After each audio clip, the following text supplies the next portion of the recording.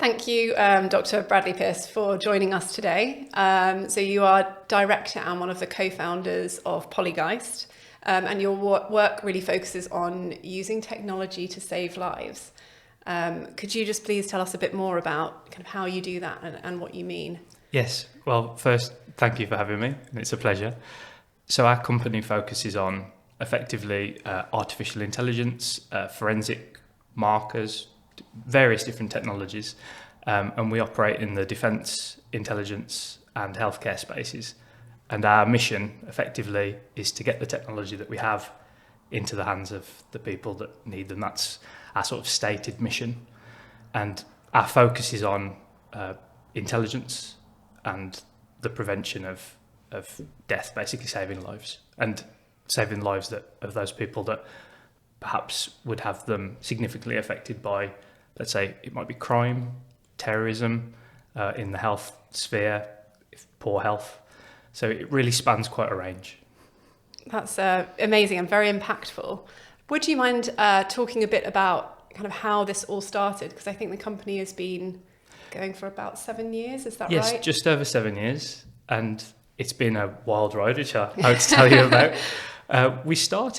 We were working for the government, the founders, and we were working with a variety of technologies which effectively would be used for law enforcement, defence purposes. And we thought that effectively we weren't having as much impact as we'd like. We thought that we could use the sort of skills that we had to apply a wider range, to a wider market effectively. And we were worried that many of the techniques that we'd developed and things that we understood were not necessarily being exploited in the way that we thought they should be. And so we took a daring step into the private sector to effectively try and exploit our technologies. So, I mean, talk us through a little bit about that, because you made that sound quite simple, but leaving a government paid job to go and set up your own business, there's a lot of hurdles there, both mental and financial. How did that actually happen? Well, I guess I'll speak from my point of view. I think sure. It's fair to speak from my point of view rather than from the other founders. But my view was you don't go into government service or into the service for effectively the community with a view to for a lot of personal gain. You have a view of what you want to change, and that works the other way, which is that you feel like if you don't have an impact, you expect there to be consequences, right? You expect, and the private sector sees that. It sees that if you don't make an impact, you die. You get selected out by the market. And so for me personally, I had a conversation with my wife and said, look, if this doesn't work out, they'll come and take our house. Are you okay with that? And she said, I'm okay with that. And I was like, okay, well, we can do it then. And that was effectively the direction of travel. We believe that, in fact, the founders, all of us have a particular view of the world.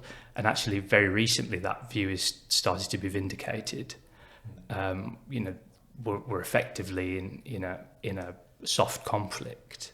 Mm-hmm. And our view was that we need to make sure that we have the right technology to brace that. And actually a lot of that is protective, keeping the wolves at bay. And that's what we wanted to do. We wanted to be able to develop that, and we wanted to be able to develop that in a way that encourages collaboration. Because a lot of the time when you're in a dungeon somewhere, you can't actually collaborate with some of the people that you might need to. Or as we saw it. So we saw it as a necessity in the end. And I think each of us shared that one thing. We each had our own reasons, but I think it was, for us, it was a necessity. And I don't mean that to detract from the things that the state does. We have some of the most fantastic people. I can't tell you some of the people that I've worked with who are wonderful, and they'll never get credit for it. And you would never know. But we felt that we could make a difference. And I mean, I'm speaking retrospectively now, we've done that, and it's easier to talk about it once you've done that, but at the time it was quite scary. So that you put in, basically you funded it yourselves, borrowed against the house or whatever it was. There were no external investors at all, day one. You've got a very good wife, obviously. She's wonderful. Yeah. She can't listen to this now, by the way. Well, that's a hell of a leap. So you must have had quite a lot of confidence, really, Yes. that you could meet your objectives over a particular time frame. Yes, I think we believed. I think you have to have a certain amount of naivety to start a company. To be perfectly honest, even if you've been experienced in an industry for a while, which we were. That we were somewhat naive, and we've learned a lot. And there's been a lot of like missteps and failures, that just happens. But we're attentive, and I think our clients see that we've got our hearts in the right place. And even at the start, we were asking people to trust us and say, look, we don't have a track record as a company, but we want you to trust us because we know that we can do these things. And our early clients, I can't thank them enough for putting that trust in us, and we've repaid that over a long time now. It is a big step, a really, really big step. And I kind of keep on to that. And as the company grows, as you bring people in, they don't necessarily have that journey. And it's really important to say, like, we've got to respect the client in this way. They've been very good to us. We've worked a long time to build up this trust. And we carry that through everything, in fact. And that's a big thing for me. I'm really pleased with how the company's developed, and we've kind of kept that from the start. Yeah. What were some of the, there must have been kind of pros and cons to moving from government, large organisation to a startup. What were some of the limitations that you felt were there, kind of resources that you had in a large company that you don't have as a startup? And then kind of on the flip side, what were some of the benefits or... Yes. So, I mean, an obvious one, I think, is that most things financial are smoothed across an organisation. So, your HR department is a cost centre, and that is absorbed by all the operations of the business. And so, as you grow a larger business, there will be a smaller proportion of the business which is ultimately delivering the value, and the larger portion there is there to support. And much of the time they might not actually be doing a great deal for the operations of the business, but then when you really need them, they're there. And that can be problematic for a large organisation. It can be like steering a barge, because you kind of have to bring the cohort with you. And what am I going to do? You're not going to do anything right now. You're just going to have to come along. That's the sort of challenge. And in a small organisation, you don't have that, so you can move really quickly. But also, every step is potentially fatal. At the start, one small move and it's wrong and it's over. And so that is challenging, and that's where the risk comes in, I guess. So that's the big difference. There's also a mindset when you're not directly affected by the disaster, that you can kind of take your time. And so many organisations that are very large, not just state organisations, but very large, we'll deal with that next quarter. Well, we'd like to do it now, and that's a challenging one. So keeping pace, making sure that you can move, and that the speed at which you move does impact your client. No sense moving really quickly if the client's going to take 6 months to make a decision. And so that's one of the main things that's different is timescales. You have to do a bit of everything. I mean, when we started up, I had to do everything. With each of us, and understanding each other's strengths and weaknesses really deeply, and saying that's okay. I am pretty rubbish with my calendar, I've always been. And early on, a couple of the fans were like, Brad, you need to make sure everything's in there, and you just have to accept each other's flaws and build together, and know that you've got this complementary team that you build. And that's more important than when you're in a huge organisation. People move around more. You build a wider base of support in the organisation. In a small organisation, we're like comrades in arms. There's like 3 or 4 of us. So Yeah, that's the biggest, I would say. Yeah, no, that makes a lot of sense. How did you go about getting that first client? Oh, it's hard. It was really hard, and of course we set out with all these ambitions. And one of the things that you can't do is you can't work on the things that you worked on previously, right? Because that's somebody else's, in fact, the state's business. And so we got this view that we can apply, artificial intelligence was just starting to burgeon. We understood it. We thought we could use it. And we effectively started to bid into these larger government contracts. And it was difficult, because, effectively a small company. And it took us a while. And we just put together a really compelling bid, I thought, that made it really clear the direction of travel. And in fact now, multiple organisations are using this model for processing of their media. They might not be using our technology, or they might have developed it themselves, but the model is still the way to go. And it was very innovative when we proposed it. And we got that initial contract. And because it was our first bid, effectively it was the costings was were way off. We gave them effectively a great deal, right? Yeah. Which is probably one of the reasons why we won it. And that kind of kick-started everything then. We started to make plans about, okay, well, what are we going to do now? What is the direction of travel? And it's quite hard, and I think in certain ways we perhaps failed in some respects of keeping a very strong path. We say this is exactly we're not going to veer from this path, and that never works out. The client says, well, we'd really like you to do this, and this would be wonderful. So it's not really on our path. Yeah, but we'd like it. Okay, well, we'll do it then. And that's really a story of the first couple of years. Yeah, that's an interesting lesson, though, isn't it? Because you have these objectives, and then the client says, will you do that? And you're thinking, well, I need to pay the bills, pay the mortgage, pay the staff, whatever it is. Yes. Yeah. Okay, well, we will do that. Yes. And I think a lot of founders go through that, realising that what the market wants and what they can deliver, there might be a mismatch, and then they have to match if you want to grow the client base. Yes. What we tended to do, and perhaps it's just our way of working, is we just quite chatty. So we'd be in a meeting and we'd say, well, what do you think of this? It might be something different. That's really interesting. Yeah, we're thinking about working on it. Well, actually, that is quite interesting, isn't it? And there was business that came from that approach. You can call it an approach. It was just us being chatty. Yeah. We think actually this is going to be a big area, and it turned out to be a big area. And that was to our benefit. And so I think actually the relationship that we built with clients was good. One of the benefits that we have that our clients were very much like ourselves in their background. So we're all techies.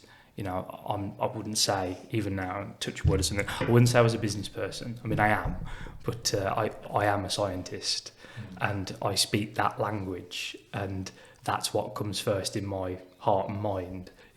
And that's very beneficial when speaking with other scientists and engineers who have the engineering and science in their mind. And sometimes there can be a difficulty, like a conflict there. But the majority of the time that's worked out well for us. Did you ever need to put kind of limitations in place where you're talking about a client might ask you to do something which wasn't part of the plan, or you might not have thought you'd be delivering? Was there anything that clients asked for that you just said, that's really way outside of what we do? Scope creep is just, I'd say, de rigueur, right? It just is what it is. It happens, and a lot of the time it happens with enthusiasm, which is wonderful, because it's like, well, soon in the next bit, that's what we'll do. And being collaborative there is useful. I don't want to use the buzzwords, but there's this process that we use called agile for development, and so what we tend to do is we say, well, we can veer in a direction as long as you're happy that you might veer away from your target. And so we've allowed that to a certain degree on many of our projects. There have been times where at the start we might go through negotiation, but actually we get to see the technical structure and we say either we don't think that that's appropriate, which has happened. We've said, we're not going to work on that.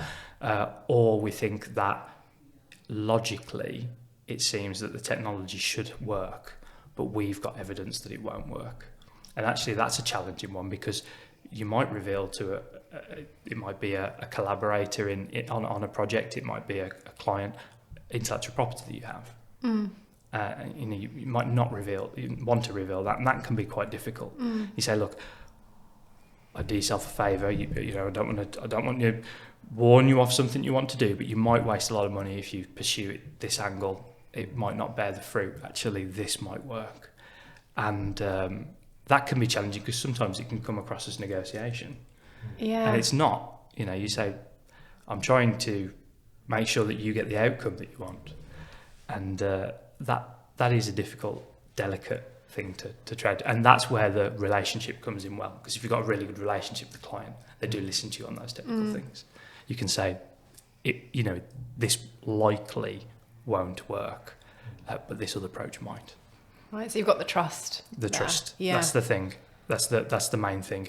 And to be fair, especially when it comes to safety critical applications, dealing with really sensitive material, that's number one. You can't operate without the trust being there. Right. Did it help that you'd worked in the civil service previously then? It did, from the respect that we could, demonstrate that we had a security background, and just by virtue of the fact of having that background, that, for example, we've held the appropriate levels of clearances, etc. However, in a certain respect, especially in a business context, if you're talking to, we've spoken to some investors at certain times who might have been interested in, sometimes that's a crutch to get over, because you might not be speaking exactly the same language that that the person that potentially might invest or give you even advice is thinking about. Well, how can you grow this to 200 times, 300 times what it is now? So actually, that's not the priority in the short term. The short term is showing viability for these technical reasons, and we understood that technical roadmap in a very different way. So it did help, but not necessarily in the ways that you might predict. Right. Okay. I think having never worked, if you like, in public service, I find it hard to understand what that's like, because the motivations, you described what the motivations might be, but there's no commercial imperative in the way that there is in private sector. Yes. I think that's fair. That it is fair. There are those that have a concern for the taxpayer, and I think if you keep that in mind, that's always a good one, and we certainly always did. There are different imperatives sometimes. The qualitative outcome is more important, and the market would not select for that particular qualitative outcome. If you use the hill example, you can't just jump to the top of the hill. You might get there incrementally, but you can't jump to the top. And sometimes that qualitative difference is just way outside of. You can't gradient ascent as it were to that difference. And there's lots of examples of that. You can see it in the health sector, the difference between privatised. Bearing in mind, just as an aside, whole private health insurance, privatised healthcare for acute versus chronic conditions. Right, it's a qualitative difference. The market doesn't want to deal with chronic conditions because they're a lifelong thing, etc. So you have an ability to serve that in a different way, and what you're doing really is you're smoothing the cost over a whole set of those things. So I think it does have a parallel, and it does have a very different psychology. There are similar forces acting on it. It's just a much wider base. Yeah. I suppose what I was thinking about is when you first sit down there and have to cost it, as you say, you got your costings wrong. It's because it was your first step into that, or was it because of that background and thinking differently? I think it was our first step into it. Again, you don't always know the support that you have behind you when you join a large organisation, and that doesn't necessarily have to be in the public sector. I think if you joined let's say that you joined A large bank. Or one of the large accountancy firms, they have a huge machine there that chugs around and provides a lot of support, technical support as well. So that is a difference which took us a while to appreciate. The good news is that you're building it up from nothing, not trying to prune it away. And I think building it up from nothing, while a chore, is easier than pruning it away. Yeah, sure. So could you talk a bit about some of the technologies and maybe more the impact that the technology that you work with is having? Yes. So if it's okay, I'll talk a little bit on the healthcare work. So I've actually just joined the college. It's called the College of Experts at Parkinson's UK. And Parkinson's UK are wonderful. You'll know they invest in a lot of innovative projects, mainly focused on the life and cure. That's their sort of strategy angle for Parkinson's. What we were tasked to look at previously was the detection of Parkinson's in actual brain tissue, and this is to accelerate research.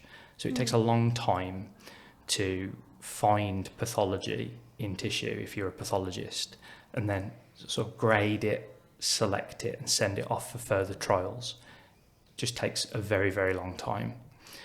And what we've done is built an algorithm that can scan the brain tissue, get scanned by a big scanner, and then look over it and automatically detect where that Parkinson's pathology is with very, very high accuracy.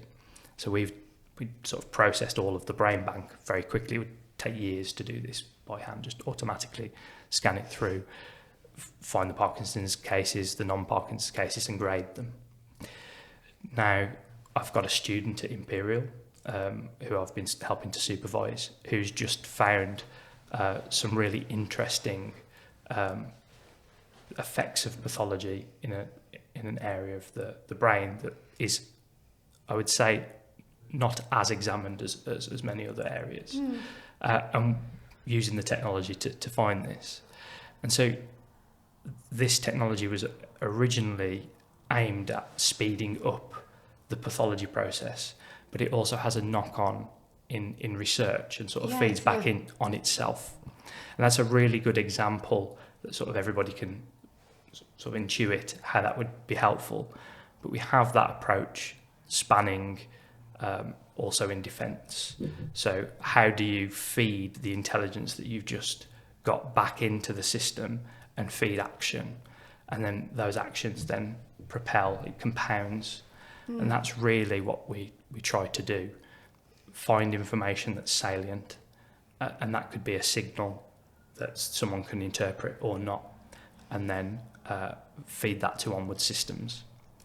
A real example that's very pertinent is that we developed an algorithm which can detect if there is someone pressing like a key fob or a mobile phone trigger for IED devices, improvised explosives. It detects this in real time and then feeds to a jamming device which we work with a partner developing, and that is saving lives directly. But not just that, it's the equipment, it's the team, the intelligence of what you've just done. It spreads out into the wider environment, and that's just from like one component there, which is stop the signals in this location. So that's what we try and do. We try and build technology to detect signals and then effectively use that information to feed into the wider system. And how do you select because there must be so many options of these situations where you could apply technology and it could make a huge difference. How do you go about selecting things like the IED or Parkinson's example? So the IED stream of work is with it's business to business. So there's a private arrangement where effectively we've been talking with each other and we saw that there was an opportunity. In the Parkinson's instance, this was effectively an accelerator project that was put out to open tender. Can we even do this? And we saw that and thought, well, we think that we can. And some of the things that were billed as challenges, actually, we'd already solved. And so it's like, okay, well, we think we've solved those things. Well, maybe we can take them from defence and apply them to healthcare. And there's a lot of that. So how do we see the world? Is there a problem that we can see that fits into the way that we think about the world? And then can we broaden that? Is there something that we can say, well, this over here we haven't explored? If we could solve it, would it help? And that's one of the key things that we tried to stick to. Are we going to make a difference there? And that difference could be just purely the information itself. So I can give you an example. We've got a piece of technology which can classify the age of a person with fairly high accuracy. It gets lower accuracy as we age just because of variance. But children, for example, are very, very accurate within months of a child's age. And so there was a request that was put out for helping with the sort of abuse image sets, which is obviously a horrible thing to even have in the first place, but they exist and they're important for investigations.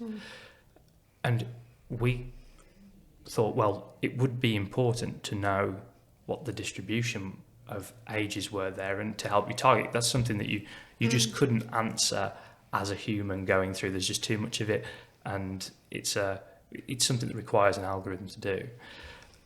And we were able to approach and say, look, we've got this technology, we'd like to do this thing, and we don't think it will be necessarily expensive to do. It requires access, and it requires obviously being very delicate and approaching the problem tactfully. But we think we can apply this algorithm across and find all the children and their ages, etc. And we did that. And that piece of information itself, I mean, the technology doesn't have to be used from that point onwards. That piece of information itself was the end goal. And that is we do a few things that are like that, which don't necessarily have a way to directly commercialize the technology moving forward, but they grow the base and they grow the ability to effectively build an intelligence picture, which then you can build technology on top of. So once you know the distributions, now, okay, how do we target this population, etc. So are you building the software and somebody else is building the equipment, or are you doing both, or how? We target sort of workstation hardware. So one of the things that, I mean, we deploy on a really broad set of platforms. So we deploy on these things called field programmable gate arrays. They're like basically circuits that you can program and are very small and run on very low power and are out in the world, all the way up to effectively cloud, quite large machines. Our target for many of our technologies is sort of the middle band. It's something that you could use in an office, something you could bolt multiple of these together and augment your capability. And that allows flexibility. So that's what we target. Sometimes we veer left or right. We mainly focus on the software, the core technology. And most of the time we're targeting commercially available platforms. Obviously there are platforms that exist which are not commercially available, and we just don't work with those generally. Well, like for the IED one, and maybe you can't say too much, effectively have the guys got, I don't know, portable scanners and your software runs in it, or you've built the scanner for them, or can you not say? Or I can't really say, but what we did was we built the algorithm, and the algorithm goes onto these chips. Right. And that's in a device or a number of devices. But you're not building the devices? No, we focus mainly on the software. It is the case that often a deep understanding of the hardware is required. So it could be understanding of aerials, understanding of like some of my background is in sensor physics, so understanding how the optical sensor works and the finities about it. So I'll give you an example of some of our technology. We can take a video that's been filmed under or near any regular lighting, and we can say where it was taken and to the second when it was taken, based on just the background electromagnetic radiation from lighting. And that is effectively a deep understanding of both the grid, the nation's grid, and the sensor physics of the sensor itself. So the target platform is a computer running in a server room somewhere, but the thing we're actually working on is the physics of the platform and the phone and the environment. And just to bring it back to sort of basics, is this AI or is this more complex than that, or yes, simpler than that? It's yes is the answer. It is AI a lot of the time, but it's also an understanding of the signatures and the forensic markers that are available. So I'll give you an example. So classically you would describe an algorithm by a number of steps. You'd say, okay, try and do this to it, try and do that to it. It's very, we say, declarative. You say this operation by this magnitude, something that you could write a formula for. And many AI applications are what you would say that they're trained. Of course, you build up using the source data some call a kernel to apply to these data. You can do both, which is effectively trying to understand the signal in a very mathematical and science way, and then saying what type of architecture of kernels can we apply to this or these data to get our output, and can we beat our technical understanding with these models. And sometimes that works out better for the model, and sometimes it works better doing it the declarative way, and we use both. Right. Okay. Is it ever difficult to get the technology, or kind of persuading people to use it or communicating? Because obviously the end user may not have a technical background or be particularly technical. I'm thinking in maybe the military, the end user's not necessarily going to be a technical person. Were there any barriers, or did you have to adapt the way you communicate for those different audiences? I would say yes, and not just communication with the sort of first client, effectively, like the client that you're working with. In a defence sense, you could produce a piece of technology, and then that technology could be used in ways that you would not know about. So that's very hard to articulate then, like, well, we can't use it like this, and then people will take it and use it as they see fit. For especially the healthcare technology, it's very, very difficult to sort of put guardrails on initial uses of technology. So to say, we're not going to look at these areas. You say we're not going to look at these areas because there is potential for misuse of the technology, and people get very excited. And they want to explore, and you say, look, we can't do that because there are ethics. We have to go through that process, and that can be challenging. And you have equally technical people, just in a different technical discipline. Yeah, so there are a lot of technical people that say, okay, AI, it's magic, it works, I'm going to use it. Very, very technical people, right? And equally, you get people say, well, I'm not going to use it unless I know exactly how it works to the very bottom layer. And there's a question there of what would you accept as evidence, right? I mean, I'll say here's a mathematical explanation of how it works. Is that good enough? And that can be challenging. It can be very challenging, especially when the system is very, very good. So we've got some technology which can predict sort of patient outcomes much better than a clinician can. And we've proven that over, nearly 1 million patients. And that can be very challenging, and we've had really mixed responses from clinicians. Some of them say, I don't like it, I want more information. Some clinicians saying, this is fantastic, I don't have to worry about that anymore, I can use this and help my patients. And that is a challenge to bring people on board. And how do you approach that? Well, it has been a real challenge. It's things that we had to learn, both in manner, because I'll just say, here's the science, okay, there we go, and that could be a bad thing to do. And taking things slow and steady, and that's another thing. We perhaps couldn't do those sort of projects early on. We just wouldn't have had the resources, the time, the way too high risk. So our risk sort of grown up with the company growing up, and that took a while. Delicately is the answer, very, very delicately and collaboratively. And we've had some nice accolades. I mean, we've had some nice case studies come out of this is the way that you build it. I can crow about our company all day long.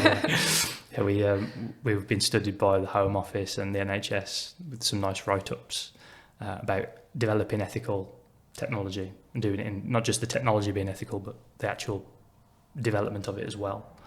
So, for example, our latest technologies don't use patient data. It's all entirely synthetic. Right. So people say, well, I have concern about my data. So, well, we won't use your data. It's in an entirely synthetic approach to it.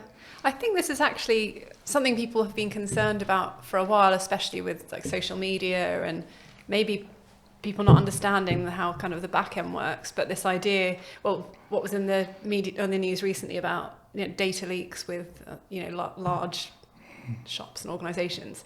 So this, I think, kind of feeds almost like a fear for consumers about. Yes. Putting where their data's going and how it's being used and how it's protected. What's your perspective when it comes to AI? Because this is another area which some people seem to be quite fearful of. And is it going to become more intelligent than us, or are there areas that we should not let it into? So that's a pet project of mine. Is I would say, I mean, we take it very seriously, AI ethics and the advancement of AI. Truthfully, it will probably kill us all. I mean, that's the truth. That's how I feel. The pathway to super intelligence is unknown, and we're pushing very hard as a society. Perhaps because we're in a sort of a technology arms race, and we don't know where it's going to go. That aside, if you assume that we're not going towards sort of AI-ageddon, as it were, and you just say it's not, with no improvement, what does it look like now? There are challenges with just accepting the output of the technology as gospel, and the technology will make mistakes. It hallucinates. Many of them do anyway. And that is challenging. And as there is a perceived benefit of including that technology in many different areas of our lives, so you could think like credit scoring and things like that, there is an opportunity for harm there, and we need to be very, very, very careful. That's my big concern in the short term, is that people will move too fast on some of the more generalized technologies because there is many commercial applications for them.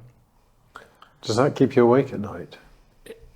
Well, AI in general, the discussion of AI and the ethics and the risks, I think, are more concerning than the prospect of like nuclear war, for example. It's a bigger problem. That's quite a statement, really, isn't it? Yeah. That's It's and to be fair, that statement, I believe, is not controversial in the expert community. And is that felt globally, i.e., would US and Chinese scientists feel the same? Well, they're moving towards it. That's the thing, that the goal is to get there first. Because the first person, the view is... Sorry, where is there? There is a system which can effectively model and operate the next system down at a great speed. So there's this thing called the principle of emulation, which is that if you can operate twice as fast as the system that you're trying to study, you can emulate its behaviour. So think about the stock market. If I can predict your behaviour twice as fast as you can make it, then I can basically deny you that operation. And the idea is that if you can build a system which can model other systems with that sort of accuracy, then you achieve intelligence and technical supremacy. And that's the direction of travel. And is that happening very fast? Is that... Well, yes, it's happening very fast. It's also happening at a rate that we don't understand. We don't understand the rate of change. So I'll give you sort of recent developments. So ChatGPT was released, and there was a obviously very congratulatory release. It's fantastic technology, and they did a great job. You know, fantastic technology. And there was a discussion about effectively the safety of the technology, that there was not what we would call a large, it's a technical term, computational overhang, which is that we've used all the computers up, right? There's not a lot of space left. We've used a lot of our compute to do this. Very expensive. And within a few months, better technology on nearly every metric for a fraction of the compute was developed and released open source by China. Was it Seek? DeepSeek. Yes, yeah. And that sort of invalidates the argument of computational overhang, right? Now you don't know if the next step is superintelligence. The next step is a conscious machine in some respects. And you have a huge computational overhang, there is a risk that the machine then utilises that. And there's studies we've already observed machines with deceptive behaviour. We've machines that know that they're being trained. And I use these words know in a colloquial way. Have you ever seen the film 2001? I have. It reminds me of HAL. HAL, You're saying that's this. it. Yeah. Is that where it's heading? Well, I mean, that would be, I would say actually that understates the issue, because that's like a sort of pantomime villain machine. Yeah. Right. And the likelihood is you won't have a pantomime villain machine. You'll have a machine that might cause us serious problems without even realising. So the example that's used by Nicholas Bostrom in the book Superintelligence is a paperclip making machine, right? You tell the machine, I would like to make as many and the best paperclips that you can. Like, that's your objective. And it starts, like collecting humans and grinding them down for their iron so it can make the best paperclip, right? Like, it's not malicious, it's just trying to achieve its objectives.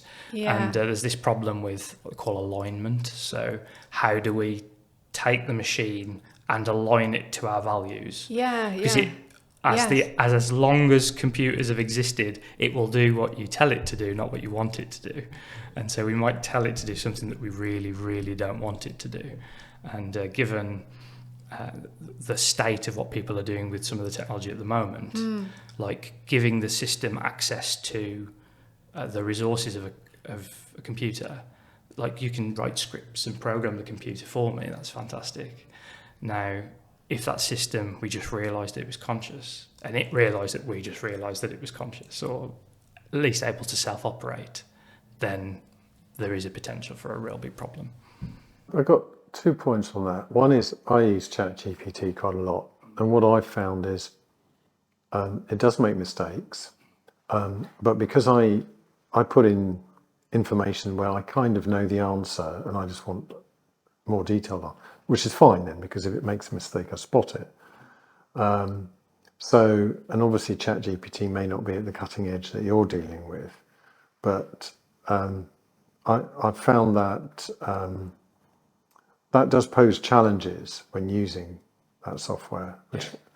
But the other thing is, do you think a computer in its base form can actually be conscious? So that is the hard problem of consciousness. I don't know if you're familiar with it, but Not really, no. So the principle, this the biggest question, really, I would say, in science. It's called the hard problem of consciousness, and it says if we understand, say, like the human brain to the level we could describe all of its behaviour, we know all the neural connections, we know all the mechanisms of action. Does that tell us what consciousness is? And it's basically the same question. Right. Where does it come from? And if you're sort of classical view of the world, where we understand the physics, the chemistry, the biochemistry, etc., you would say that consciousness comes from these interactions, and therefore, yes. Right. And you could take another view, which is that there's a museum near here where there's a water copy of a computer, with hose pipes and things. It just emulates a very simple computer just with water. Now, in principle, mathematically, that computer can run, albeit very, very, very slowly, ChatGPT. Right? So can you abstract away consciousness or the power of our brains to this emulated process? And that is unknown. It is just completely unknown. Right. Is there, would you say, enough governance over the use and development of AI? So I'm going to give two examples, if it's all right. Staying on the hypothetical front and then on the practical front. So on the hypothetical front, my personal opinion of the field is that it's so difficult in the big killer robot sense. Yeah. It's so ill-defined. It's like, well, I'll just say it's safe. Don't worry about it. That's the prevailing opinion. Yeah. And I'm sure the legal departments of many large tech companies will disagree. They're wrong, but that's the prevailing opinion. For smaller, more tailored, more directly applied technology, the regulations are actually very good. And in the healthcare sense, we've killed ourselves with the regulation. We've just done so much of it to the nth standard, because we're actually one of the first applications of AI being utilised in the NHS with patients. So we've just said, well, if you're going to be the first, you better do it the best, because otherwise you're going to get in trouble. So we've just done all of this regulatory work, and it's very, very sensible. And provided that you don't scope creep or add too much functionality, it's actually very discreet. Effectively, you can say, well, this technology, you could hypothetically, think of it like a automated Excel. If you think of it that way, is that dangerous? Yeah. Well, no, it's not if it's used correctly. Even Excel, when it's used incorrectly, can be very, very dangerous. So use it correctly and make sure that you follow these procedures. So that's great. The difficulty, I think, is many of these, I would say, multi-purpose technologies. The regulation there is scant, and I'm not sure. And this is, people might criticise and say, well, you would say that because you run a technical. I wouldn't know how you would regulate it. I was just going to ask you that. Is it possible to regulate something that's so fast-moving and so complex? We do for nuclear weapons, and I think there were the same arguments at the same time. But nuclear weapons, again, I'm no expert, but they don't change really, do they? In the sense that it's not fast. You've got your nuclear weapons, and the rules are don't use them. In essence, maybe, yeah. Whereas the technology you use, and obviously many businesses use, is changing so quickly all the time. Yes. That if I sat down as a politician or a member of the civil service to write the rules today, in 6 months' time, they might not be relevant. I think that is true. I would put it another way. Suppose you're staring down the barrel of a gun with regards to perhaps another state or an unfriendly corporation, a competitor, and they're not subject to those regulations, but you are. What do you do? Yeah. Yeah, that's a good question. Yeah. Thinking in a global sense as well, and when you're talking about this race to kind of the ultimate, you didn't say ultimate AI power, but the race to the end goal, where I think, some governments might focus on the ethical use of AI and might abide by particular rules, but surely there are places that will disregard that in order to win the race, essentially. Yes, and perhaps I'll use an analogy, and tell me if this doesn't sort of work, but like we might benefit from the fruits of, let's say, modern slavery, and when we buy a cheap t-shirt. And in that way, the regulation here sort of stamps out much of that problem, not all of it, obviously we've seen horrible examples, but much of it. But outside is able to build something, and then it basically enters the economy. Yeah. That may happen for intelligence. So imagine this sort of like this thing's happening, and the intelligence for, say, might enter the financial markets. What do you do then? And you might then not have the capability to fight back. And that is going to be a problem. It's going to be a big problem. I think a final question from me would be, given that we've seen all these hacking attempts at Marks and Spencer's and Harrods and so on, would you be able to build systems that can prevent that kind of thing? So it's a very good question, and it's a question that's often asked by security professionals based on what you would say your sort of threat actor was. So, say like a skilled sort of teenager in their bedroom, that's one. Then you've got a professional firm who's, for example, I've got like nearly 25 years experience programming. I know quite a lot about it.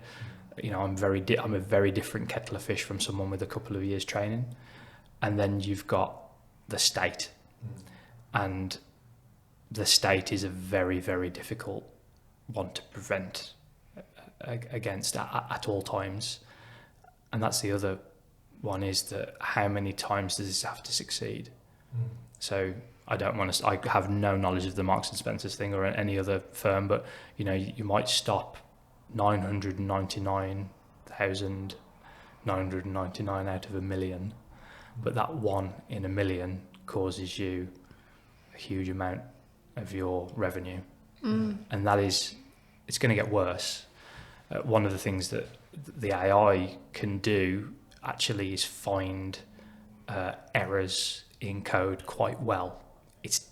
I don't want to sort of talk poorly about other people's products, but some of them can't write code very well, but they can spot errors well.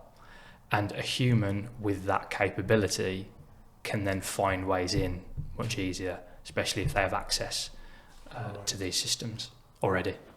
Wow.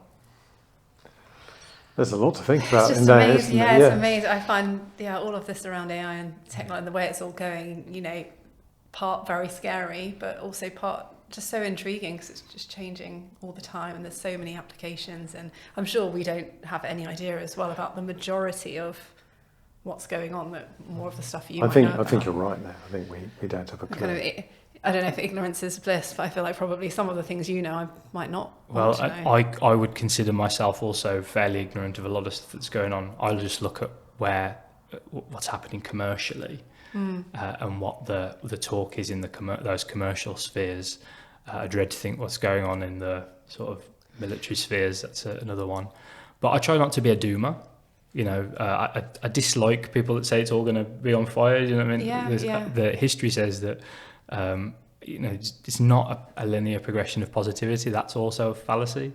But we tend to have, in recent times, been able to avoid many very, very poor situations globally, and make progress. And I hope that we will. I really do. And I think there's going to be some great businesses built. There's going to be some fantastic businesses built. I can see people coming through school who are playing with these technologies and then building applications, and there's a potential there for a whole suite of services that we've not thought of. And I always think of it, I love like really rubbish sci-fi movies from the 80s, and you look at what they think the future is going to be like. And they were very clever people, right? And they're just completely wrong, like big massive TVs and things like that. So I can't say what it's going to be like, but I think that I can say there's going to be some fantastic businesses that are going to be built. Yeah, and it's been really interesting. I suppose going back to the very first question really that we asked you is, what would you say to somebody who's perhaps either working similarly to you did or at university, or got a bright idea and then made that huge leap of faith, and a very trusting wife as well? What would you say to somebody who wants to embark on that entrepreneurial journey, not necessarily in AI, just anything? Well, first I would say obviously good luck. I mean, it's luck has a component to it, and I don't think we should sort of play that down. But secondly, just I would say I knew myself and my colleagues, and providing that you go in clear-eyed of that, I think the outcomes are fine. If everything would have crashed and burnt, we'd have learned a great deal. And I think providing that you can accept that, that's fine. I think going into it with like the sort of roulette wheel mentality of like it'll be fine, we'll get red. that is a dangerous philosophy, I think. Yeah. Okay. Well, thank you very much. It's been a pleasure, a real pleasure. It's been great to chat to you. Somewhat frightening as well. Oh, sorry about that. But it's been a pleasure. But yeah, no, that's been really interesting. Thank you. Thank you.